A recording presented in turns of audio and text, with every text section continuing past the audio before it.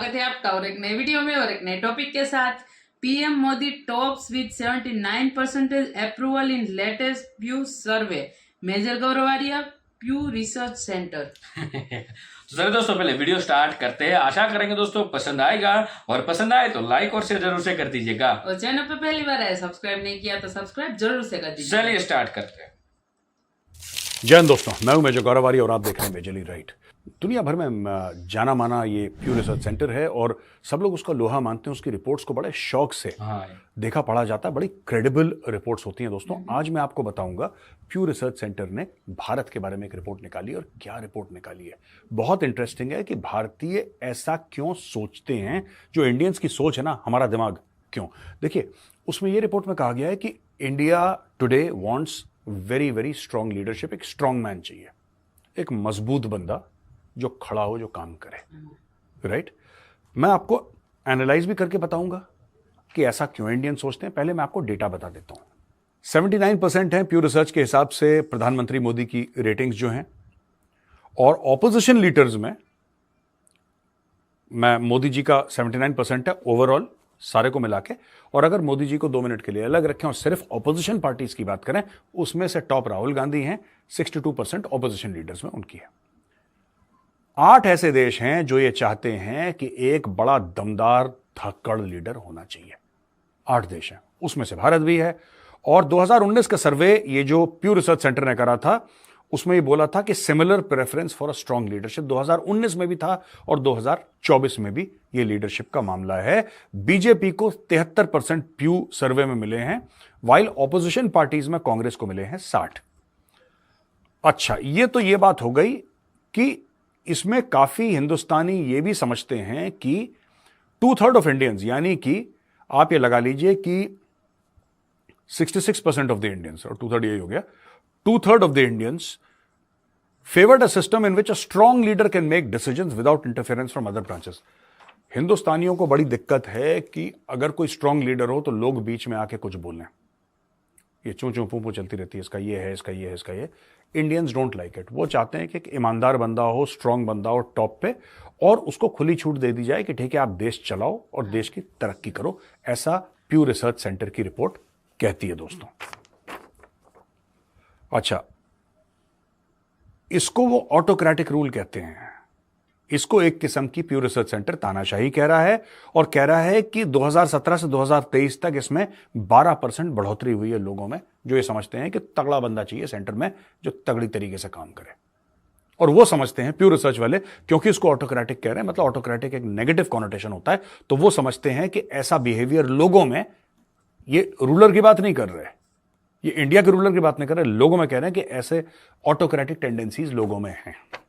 अच्छा जी, 72% भारतीय ये समझते हैं कि मिलिट्री रूल होना चाहिए, जबकि भारत ने कभी एक्सपीरियंस नहीं करा मिलिट्री रूल।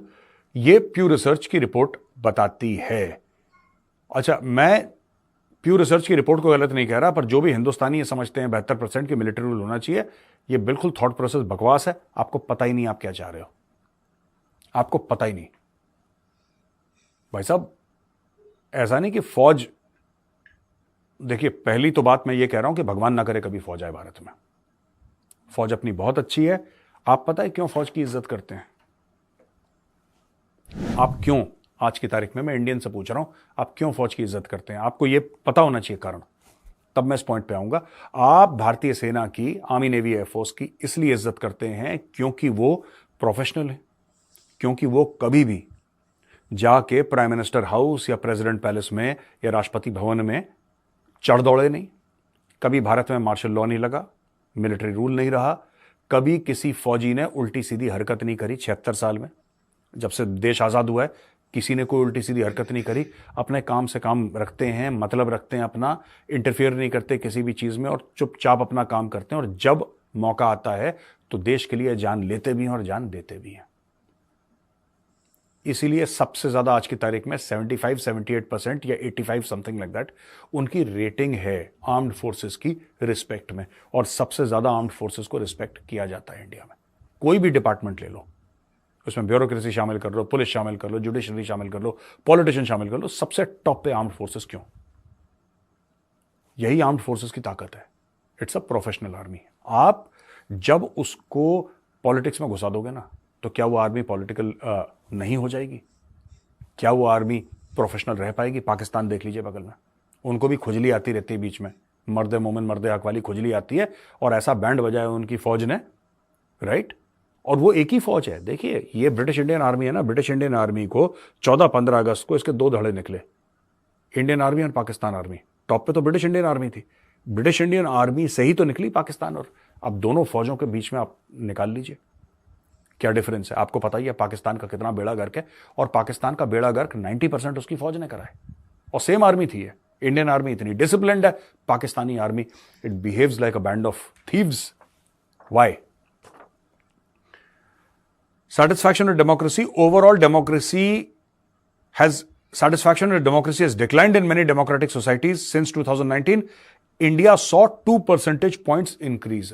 भारतीय, अच्छा ये विरोधाभास है। एक तो उनको स्ट्रांग लीडर भी चाहिए, यानी कि जो स्ट्रांग लीडर है वो स्ट्रांग तो है। यहां पे मोदी जी की बात करेंगे क्योंकि 2014 के बाद मोदी जी प्राइम मिनिस्टर हैं। स्ट्रांग लीडरशिप प्रोवाइड कर रहे हैं मोदी जी, लेकिन डेमोक्रेसी पे भी लोगों का विश्वास बढ़ा है, राइट? अभी दोस्तों हुआ क्यों है ये, इसका ये मैटर क्या है? पूरा मैटर सिंपल है यार, इसमें ज्यादा देखिए, इंडियंस को सक्सेस का, मुझे पाकिस्तान से कॉल आते रहते हैं, और एक पाकिस्तान के सीनियर है हमसे काफी, वो कहते हैं यार कि, और टचवुड कह के कहते हैं, वो कह रहे हैं मेजर साहब टचवुड, इंडिया से हर रोज अच्छी खबरें आती हैं यार। कभी आपका ये हो गया, कभी मोदी जी यहां का इनॉग्रेशन कर रहे हैं, कभी ये सड़क बन रही है, कभी ये ब्रिज बन रहा है, कभी ये वंदे भारत ट्रेन लॉन्च हो रही है, कभी कुछ हो रहा है। मतलब इंडिया में कुछ ना कुछ हो रहा है।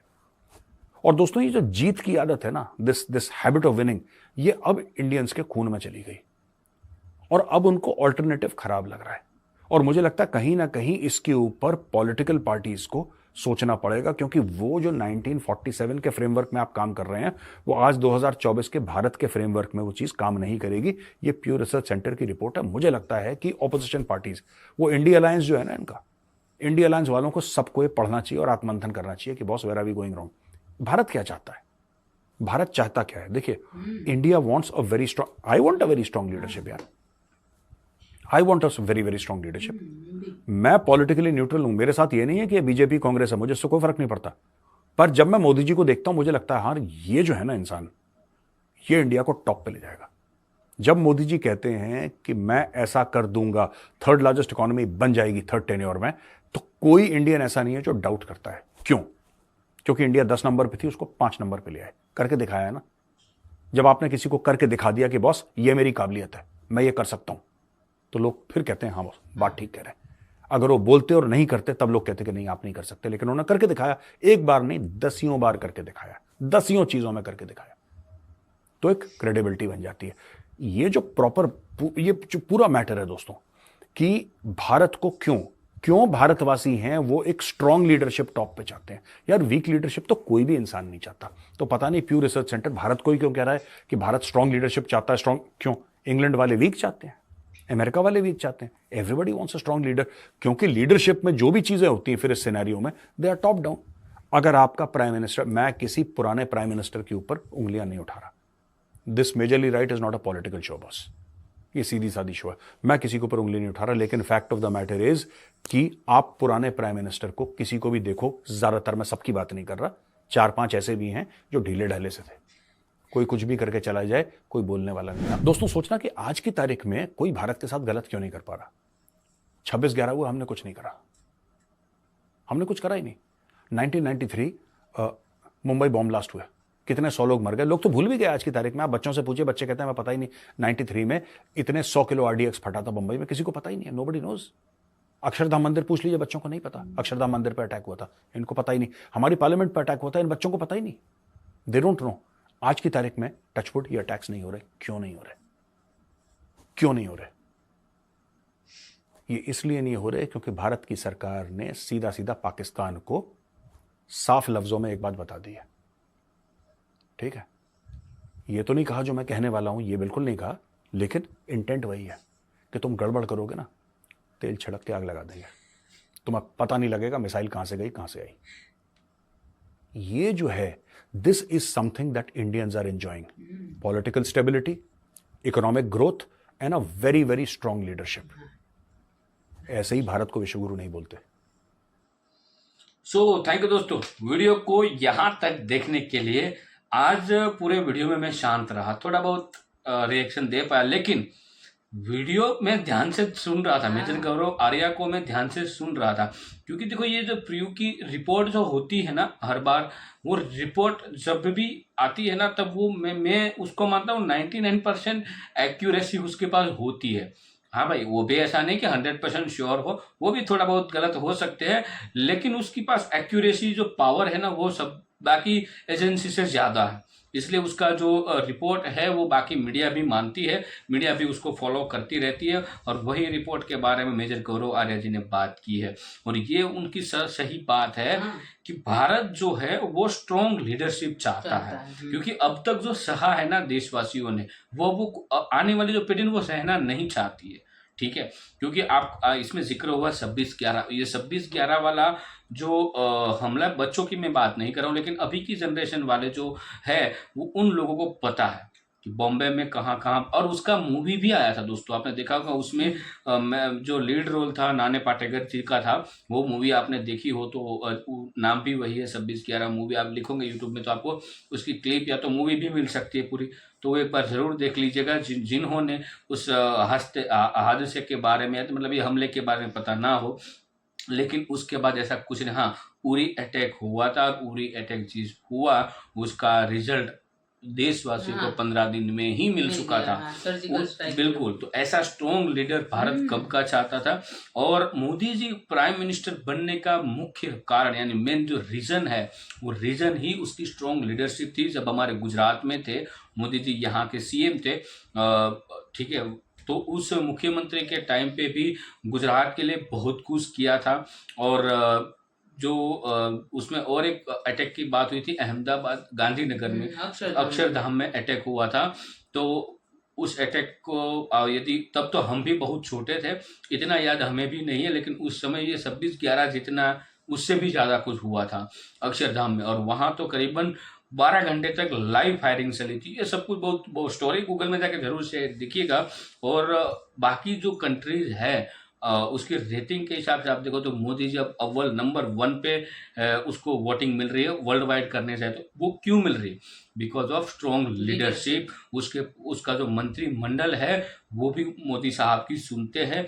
मोदी साहब का एक ऑर्डर आ गया, फिर वही करना है। और कोई भी डिसीजन लेना मतलब तुरंत ही वो डिसीजन ले लेते हैं, उसमें डिसीजन पावर, टाइम नहीं लगाते। और मेरे को देखो, मैं एक चीज कह सकता हूँ, मोदी जी में एक तो पावर है या शक्ति है, या तो भगवान की उसके पास देन है, वो मेरे को नहीं पता, लेकिन उसके पास एक ऐसी शक्ति है, वो जो आने वाले जो चीज होती है, तो आने वाला जो टाइम होता है, आगे क्या होने वाला वो पहले से भांप लेते हैं। और जो ये तो मैंने देखा, वो करके दिखाते हैं, बोलते हैं वो तो करते ही है, लेकिन उसको पता है कि आगे क्या होने वाला है, वो पहले से ही भांप लेते हैं। मेरे को तो लग रहा है वो 3 साल तक वो जो हिमालय में वो तपस्या की है ना, उसको रिजल्ट मिला है। वो जो योग किए हैं, साधनाएं की है मोदी जी ने, तो उस साधना का उसका फल मिला होगा, भगवान ने आशीर्वाद दिए होंगे। बट ये बात सत्य, आप मार्क आउट जरूर करना कि कोई ऐसी चीज होती है जो हमने सोची भी नहीं होती है, वो जब बोल देते हैं तब हमें यही चीज लगती है कि मोदी जी आने वाली जो चीज है उसको भी भांप लेते हैं।